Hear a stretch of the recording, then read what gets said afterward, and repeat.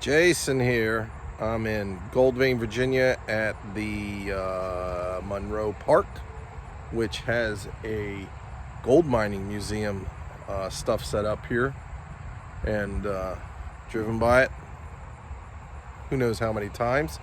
Decided to stop here with little dude, but he'd rather go play on the playground. So let's take a look at some of this stuff. Got some old equipment used in mining. Old carts back there.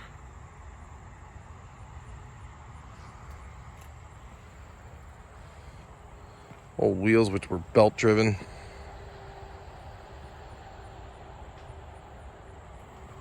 Very interesting. Go ahead.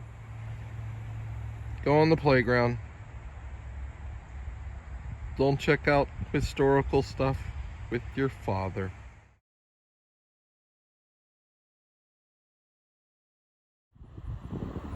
States here, welcome to the Gold Mining Camp Museum. It has what's laid out here in front of us is right here, and talks about how a general setup of a gold mining camp may look like.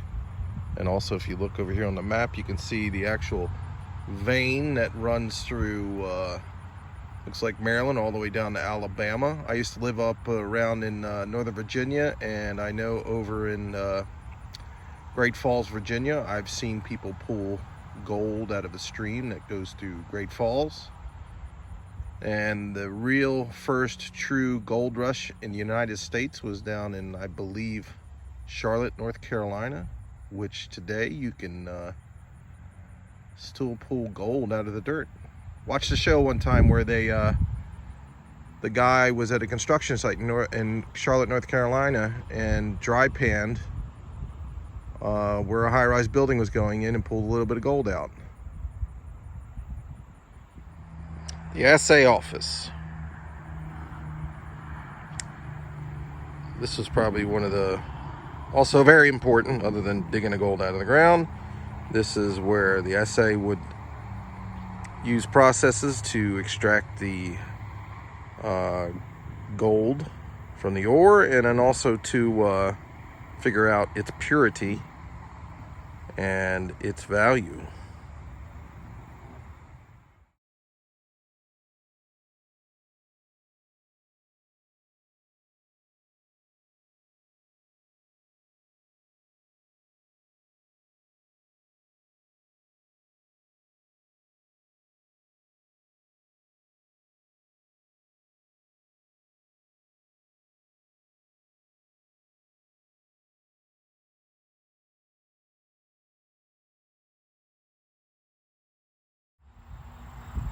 The mess hall. I wonder what they're doing there. The mess hall. Cooks in the mining camps would have made you food that wasn't fancy but was still filling and tasty. At breakfast, you would have eaten your bacon and eggs with other miners. After your shift, the cook would have had a supper of meat and potatoes waiting for you. After the ample evening meal, some of your fellow miners would have stayed in the mess hall to play games, talk, and joke around. Others might have played music, and some might have enjoyed homemade whiskey or beer. Many men would have played questionable games like poker. The mess hall was a place full of delicious smells and foods, and plenty of laughter and music. Something pretty interesting: mining was a dangerous profession. Even the simplest act could have cost you your life or limb. An obituary from the Fauquier County Democrat in 1917 tells of a miner beheaded while exiting a mine on a bucket like the one shown here.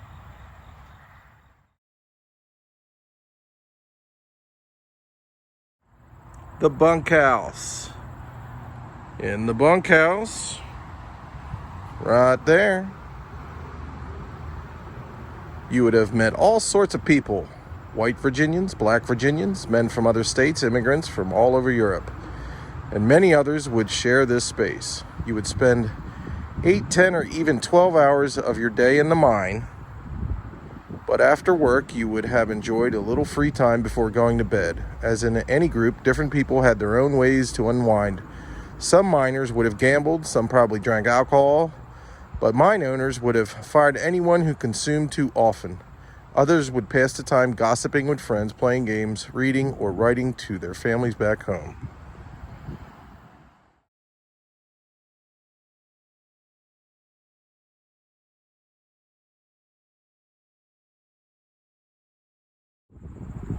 Hell, this bunkhouse ain't that bad. It's got a heat pump. I'm just telling you right now. I wouldn't go in there if I were you. Just saying. Would you just look at them? Holy cow. What are they? We'll find out. Hornet Balls. The most likely use of the Hornet Balls was crushing ore. You may have placed chunks of ore into them. Horses or an attached steam engine might have spun the balls. As the ore tumbled in the balls, the big chunks smashed into each other. The chunks became mere pebbles.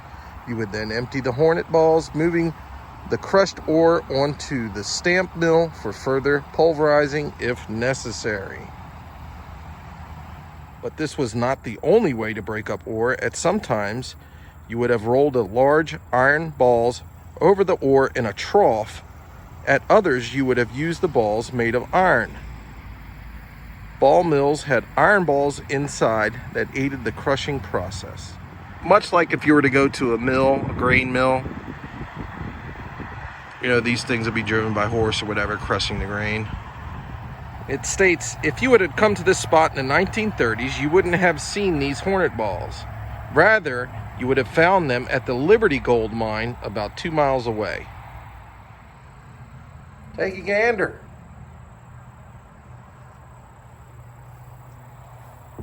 If you come here on certain days, you can do some gem mining with the kiddies over there, which is always neat to do. Jason is over here from Goldvein, Virginia. Little dude is ahead of me, but he's off camera. Remember to like and subscribe, and we will see you tomorrow.